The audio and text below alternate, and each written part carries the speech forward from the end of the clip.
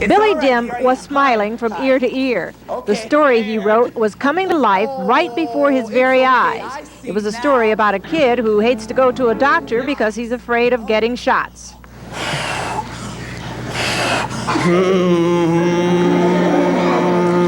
Are you ready? Yeah, go ahead. I've already done it. What? Well, I liked the way they performed it. It was pretty much like my story. The they Billy refers to is a Child's Play touring theater group. You're not scared anymore, are you? You're not gonna eat me, are you? Of course not! Created 11 years ago, the company specializes in acting out the written work of school children locally and across the country. Child's Play is a creation of Victor and June Patagrossi. The whole concept is to be the mouthpiece of children. We believe that children have something very important to say and should be heard, and this has been our mission from 11 years ago. And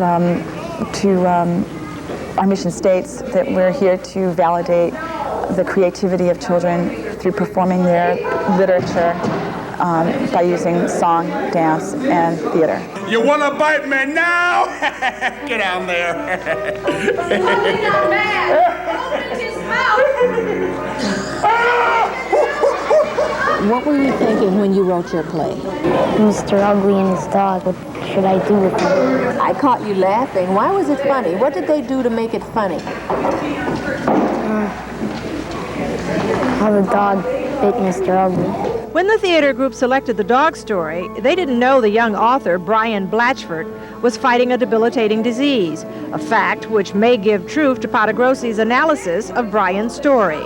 It's that the whole concept of the meek overpowering the oppressor, Right. being sat on, feeling like you had to carry this burden, and then you finally get the opportunity in writing to bite that source, to get even. Long ago, there was a monster whose name was Fred. Young writer Brian Moss, whose story was about a monster who pretended to be mean because he was afraid to get attached to anybody, said he was pleased with the actor's interpretation. He said he was surprised that his work was among the 3 selected. The only reason I can think of is maybe it wasn't so complicated. No, Brian, they chose your story and the stories of your 2 classmates because you had something to say, and they listened. For Kids' Sake, I'm Muriel Clear.